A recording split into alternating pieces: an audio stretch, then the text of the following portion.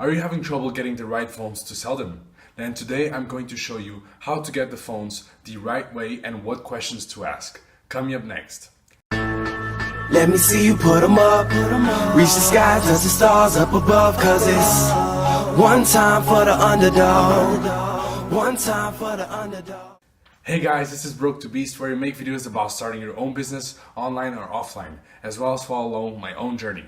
Before we start, if you like entrepreneurship and business content, make sure you go down below and subscribe because we post videos every day about helping you achieve your success.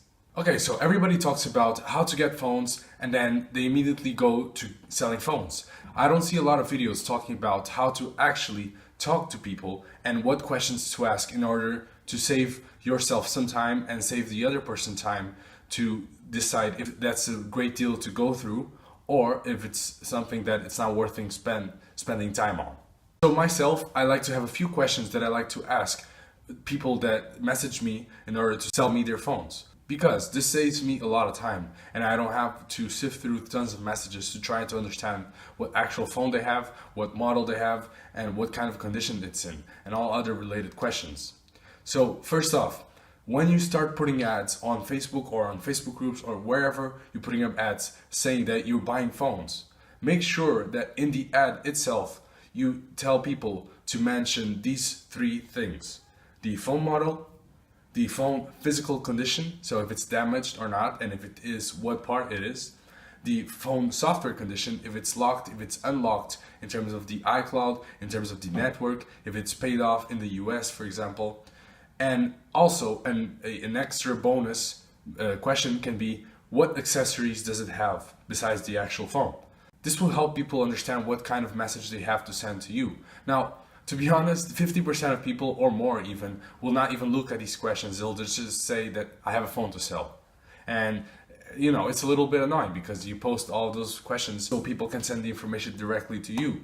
But you have to ask the questions again, but that's okay. So if people don't send you the information immediately once they message you, then here are the 4 questions that you need to ask. Which phone model it is, which is the most important, right? So if it's an iPhone, what iPhone it is. The phone physical condition, so if it's damaged or not. So it's the same questions from the ad, but you just have to repeat them if they don't answer. So the phone physical condition, if it's damaged or not, if it has a damaged screen or just the protection, the chassis of the phone itself, if there's something that doesn't work in the phone, that's important to know. The phone's software condition, so if it's unlocked in terms of network, unlocked in terms of iCloud or not, if it's paid off in the US. I know there's a lot of problems with networks and people not paying all of their phones, and you can actually still make profit with those a lot of times because people don't value those phones. And as an extra question, what accessories it has, because if you're selling locally, sometimes it can actually increase the price. So whatever information the person that contacts you gives you, you have to eliminate the questions that have already been answered and send the questions that haven't yet been answered. So you can actually create a template of a message saying, thank you for contacting us. Please just tell us the next few questions. And the ones that the person didn't answer yet, you send those questions and then say thank you at the bottom.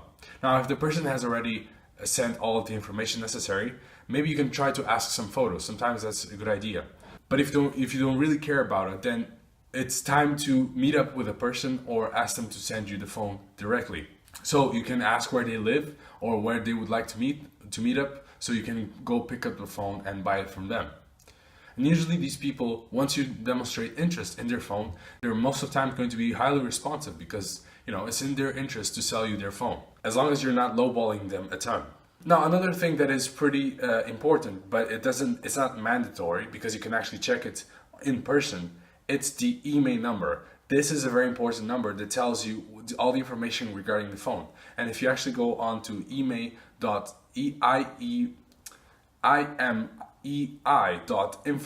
you can actually check all the information about that specific phone if you have the IMEI number. And this is very valuable because a lot of phones are iCloud cracked, and if you see that the phone has been reported stolen, but you can see from the photos that the person has access, well, that means that if you, for example, update the phone, it will probably just get locked again. And so that's not a good idea. You don't want to be buying and selling stolen phones. You know, you can make a little bit of money with that, but I wouldn't say that's a very good long-term strategy. And I've done it before, but I don't regret it because I made a little bit of money and I could invest it again in other phones. But in the long term, it's not a good idea, especially for your brand.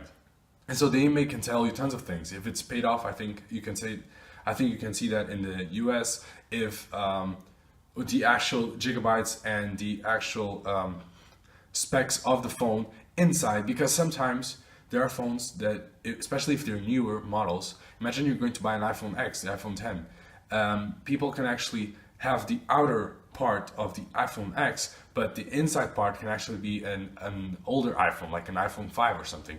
And the email that is inside the software, that's the most important part, not the one that is outside. That one can tell you a lot of things as well, if it's the same outside and inside. But the one that is shown in the software itself will tell you what phone is it exactly inside.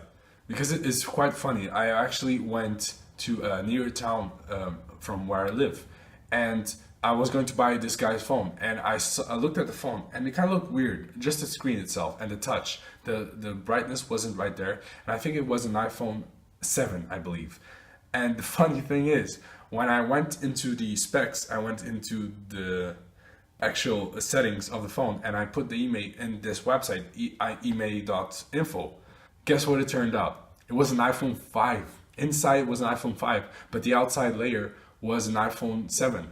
It was not very well done. There were a lot of things that were pretty sketchy in the photo itself that I've seen before, but I just want to make sure, because for the price he was selling it, you know, it could make me a really big profit. If it was a legit iPhone 7. So I decided to go anyways, but it was a waste of time.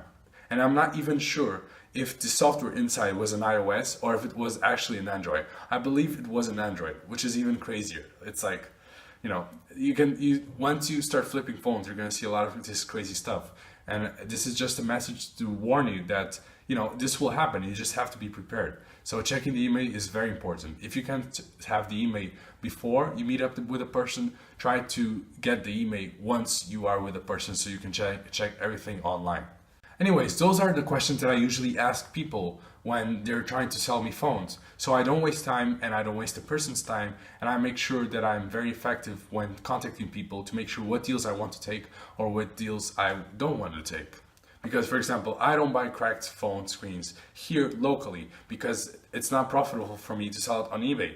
And to sell it locally again, it just takes too long and it's not, you know, too worth it.